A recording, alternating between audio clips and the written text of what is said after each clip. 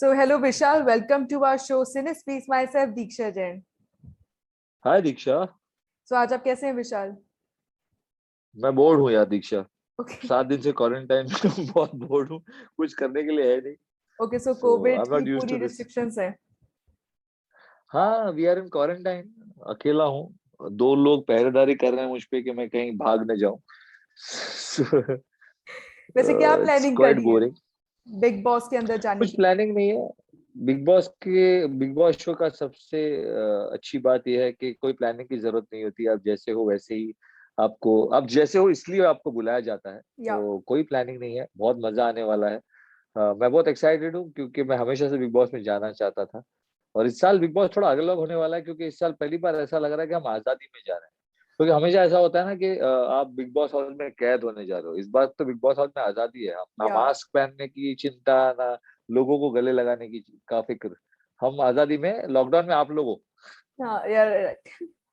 So, वैसे आप big boss follow करते हैं? जी बिल्कुल। तो अभी तक का कौन सा बेस्ट कंटेस्टेंट लगा? अभी आपने बिग बॉस ओटीटी देखा था? ओटीटी में नहीं देखता क्योंकि मुझे, मेरे लिए ओटीटी रियल बिग बॉस नहीं है। रियल बिग बॉस तो ये है जो सलमान सर करते हैं।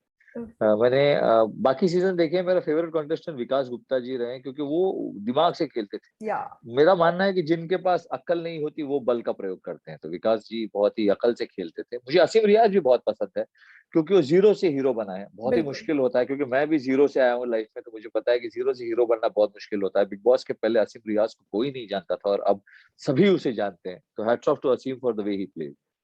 सो वैसे आपके मैं लिटरली जानना चाहूंगी आपके कोई रिलेशन था सिद्धार्थ शुक्ला के साथ, जैसे कि आपने अभी हम सबने देखा था कि उनकी डेथ हो गई थी. सो आपका कोई रिलेशन था उनके साथ? आप क्या कहना चाहेंगे उनके बारे में? सिद्धार्थ और मैं बहुत ही पुराने दोस्त हैं। मैं जब तक पूछा ना जाए मैं नहीं बताता क्योंकि मैं नहीं चाहता कि मैं उसका नाम लेकर ऐसे, when he is not there, मैं बहुत बहुत ही अफेक्टेड हूँ इस बात से। And we are friend from drags. हम दोनों एक ही कॉन्टेस्ट से हैं। हम 2000 से जानते हैं एक दूसरे को। हम बाइक पर घुमा करते थे साथ में मुंबई की गलियों में। वो भी मुंबई का छोकरा है, अपनी मुंबई का छोकरा है। मैं दादा दगड़ी चाल से हूँ और वो भी अल्टमाउंट रोड से है। तो हम बहुत ही करीब याराना रहा है। सबसे सरप्राइजिंग बात ये है जो बहुत कम लोगों को पता है कि सिद्धार्थ शुक्ला का आखिरी काम मेरे साथ है। हमने एक म्यूजिक वीडियो किया है जो उड़ीसा में शूट किया है, जो अब रिलीज नहीं हुआ है। जब मैं अंदर रहूंगा तब रिलीज होगा। और किस्मत की बात बहुत ही अजीब है, बहुत ही अजीब लगता है। I get goosebumps when I talk about this कि उस फिल्म, उस गाने के बोल हैं, जीना जरूरी है क्या। ओके. और उस गाने में मैं और सिद्धार्थ दोनों भाई हैं, two brothers following in love with the same girl. Shadab Shabri, Hud Hud Dabangg जिन्होंने गाया है, ही इज द सिंगर। वो वीडियो आएगा जब मैं घर के अंदर होऊंगा। तो सिद्धार्थ शुक्ला का आखिरी काम मेरे साथ है।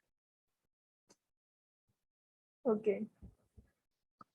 सो मैं आपसे पूछना चाहूंगी कि आपने ऐसे बोला कि आपको विकास गुप्ता पसंद है अभी तक बिग बॉस के कंटेस्टेंट में से, तो मैं मान सकती हूँ कि आप दिमाग का गेम खेलने वाले हैं वहां पे. एंगर इश्यूज से आपका क्या रिलेशन है? क्या मैं आपको वहां पे गुस्सा? एंगर इश्यूज तो, बिग बॉस के घर के अंदर जो एंगर होता है वो तो नकली होता है। टुंडा, मैं उसको टुंडा फाइटिंग बुलाता हूँ। 2 लोग जिन्हें पता है एक दूसरे पर हाथ नहीं उठा सकते, वो हाथ पीछे रखकर एक दूसरे के सामने आते हैं ऐसे ऐसे करके। अच्छा, वो तो फनी लगते ही है। वो या बाकी जो बचाने वाले लोग हैं उनको भी पता है कि ये लोग एक दूसरे पे हाथ नहीं उठा सकते, फिर भी बचाने की कोशिश करते हैं। तो वो हंगामा फिल्म में नहीं फाइट था अक्षय खन्ना और आफ्ताब शिवदासाना के बीच। ए तू क्या करेगा, तू क्या करेगा, नहीं पहले तू बता, पहले तू बता, तू आना, तू हाथ उठा, मैं क्यों उठाऊं, वैसे फाइटिंग होती है। तो वो मेरे लिए असली फाइटिंग नहीं है। मेरे लिए असली फाइटिंग वो है जो हमारे इलाके में होती है, जहाँ पे उठा के लोग पटक देते लोगों को। या मैंने ये सारी चीजें देखी है। मैं बहुत गरीबी से वीर आया हूँ। मैं गाड़ियां धोता था, मैं लोगों के घर में पेपर और दूध पहुंचाया करता था। मैंने सलमान सर के फिल्मों की टिकट ब्लैक की है। ओके. फोर्थ स्टैंडर्ड में वीर गति फिल्म की और 9th स्टैंडर्ड में बंधन फिल्म की। तो मैं सलमान सर को बोलूंगा कि सर आप मुझे मेरे द्रोणाचार्य हो। मैंने बॉडी भी आपको देखकर बनाई है। द्रोणाचार्य को तो पता ही नहीं था कि एकलव्य है। वैसे आपको भी पता ही नहीं कि विशाल कोचन है, लेकिन मैं आपका एकलव्य हूँ।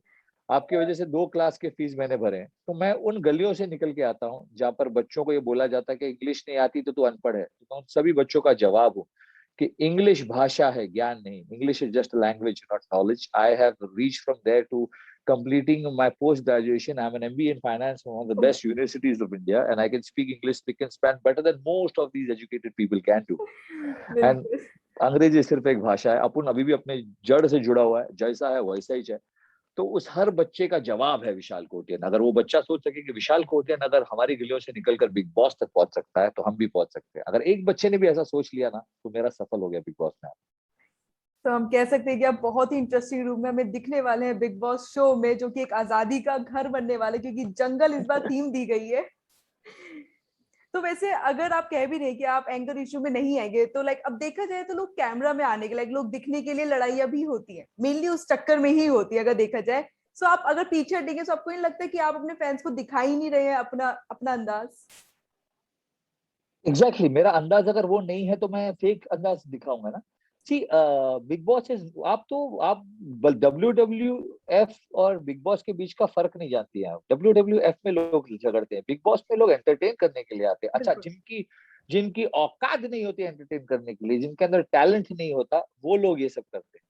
मैं ऐसे ही हूँ, जैसा हूँ वैसे ही बहुत एंटरटेनिंग, तो मुझे वो सब करने की जरूरत नहीं है। मुझे गुस्सा भी आता, मैं लड़ता भी हूँ, लेकिन वो ऑर्गेनिक है, वो दिखने के लिए नहीं, जैसे आपने कहा, और मैं कभी करूंगा नहीं, क्योंकि दिखने के लिए तो मैं खुद ही बहुत अच्छा हूँ। या सो मीन्स हमें आप एंटरटेनिंग दिखते हुए दिखने वाले हैं, लाइक मजाक मस्ती करते हुए, मस्ती मजा ये सब चीज। बिग बॉस के बारे में जब भी बात होती है ना, तो लोग कहते हैं, जैसे आपने भी कहा, कि गाली गलौज का शो है, झगड़े वाला शो है, बच्चों को नहीं देखना चाहिए। मैं वो बदलना चाहूंगा। अगले साल जब आप किसी का इंटरव्यू ले रही होंगी, तो आप बोलेंगी कि बिग बॉस झगड़े वाला शो है, गाली गलौज वाला शो है, लेकिन एक लड़का आया था जिसने एंटरटेन भी किया और जिसने ज्ञान की बातें भी की। तो तो मैं बिग बॉस को वैसा शो बनाना चाहता हूँ। मैं सब करूंगा, मैं प्लानिंग प्लॉटिंग भी करूंगा, मैं झगड़े भी करूंगा, मैं दिमाग भी लगाऊंगा, लेकिन उसके साथ साथ एंटरटेन भी करूंगा, क्योंकि that is what Vishal cotton is all about.